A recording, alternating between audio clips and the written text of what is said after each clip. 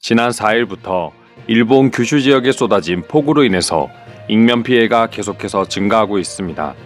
7일 기준으로 현재 49명이 사망하고 1명이 위독한 상태이며 11명이 실종됐다고 NHK는 보도했습니다.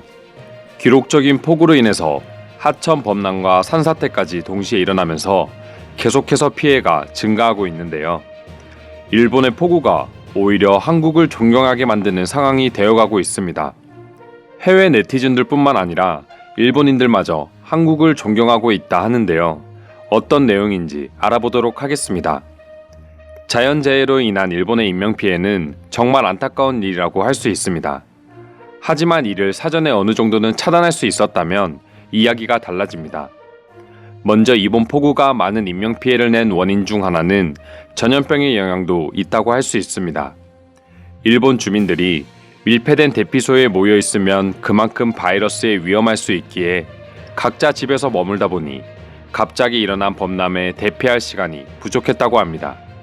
하지만 더욱 충격적인 것은 일본 정부가 폭우가 일어나기 전부터 이미 이런 상황을 예견했었다는 점입니다. 전염병으로 인해 사회적 거리두기가 시행되고 평상시와 같은 자연재해 대응이 어려울 수 있다며 일본 지자체들 역시 이를 걱정하고 있다고 지난 4월부터 아사히 신문이 보도하고 있었습니다. 일본이야 지리적 특성상 항상 이맘때쯤이면 기습폭우가 발생했기 때문입니다. 그리고 특히 규슈 지역은 매년 폭우로 인해서 피해를 입어온 지역임에도 불구하고 일본 정부는 이를 알면서도 전염병 상황에 맞는 대피소 마련과 대응책 등을 확실하게 준비하지 못한 것입니다. 아시아에서 일본은 재난 대응 시스템과 관련해서는 최고라고 항상 뽑히곤 했습니다. 지진과 폭우가 수시로 발생하고 그만큼 관련된 대응 시스템도 계속해서 발전해왔기 때문입니다.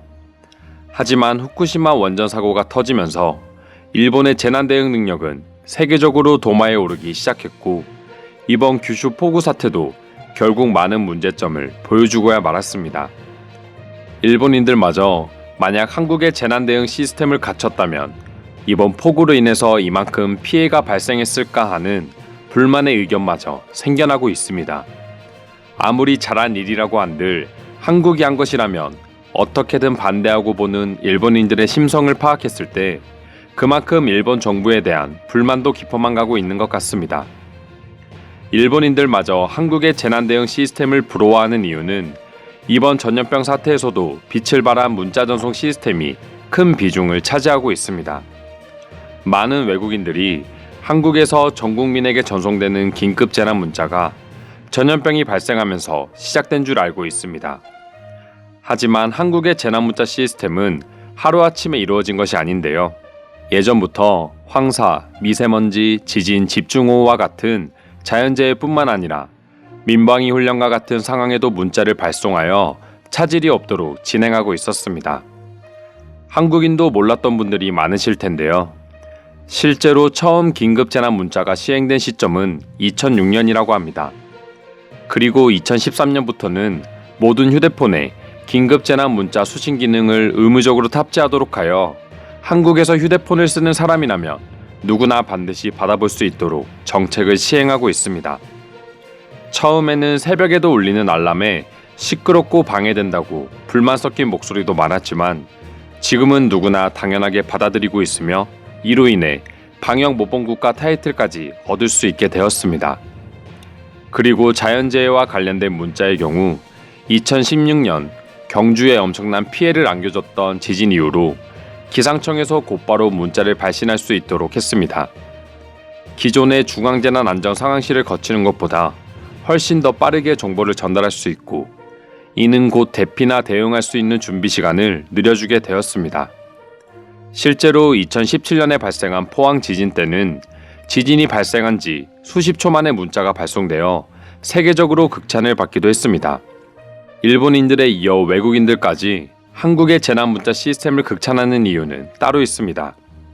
한국은 지난해부터 국내에 체류 중이면서 한국의 통신망을 이용하는 외국인들을 위해 영어와 중국어로까지 재난 알림 문자를 보내고 있기 때문입니다.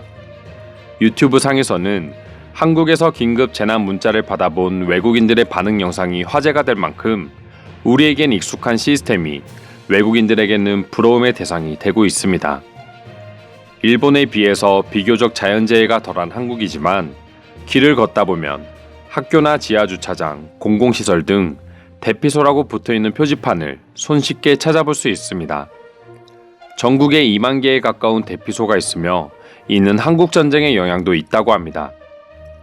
지난 2017년 일본 정부 관계자들이 한국을 방문해 이러한 대피시설을 직접 눈으로 확인하고 우수함을 인정하기도 했습니다. 이 당시에도 일본 국민들은 직접 한국의 대피시설을 자국의 언론을 통해서 확인하자 일본이 왜 한국보다 대피시설이 열악한지에 대한 불만이 커지기도 했습니다. 갈수록 일본과 한국의 격차가 좁혀지는 것이 아니라 한국과 일본의 격차가 벌어진다고 표현하는 게 맞는 것 같은데요. 과연 아베 총리의 지지율은 어디까지 떨어질지 궁금하기도 합니다. 오늘도 영상 시청해주셔서 감사드립니다. 이상 종크TV였습니다.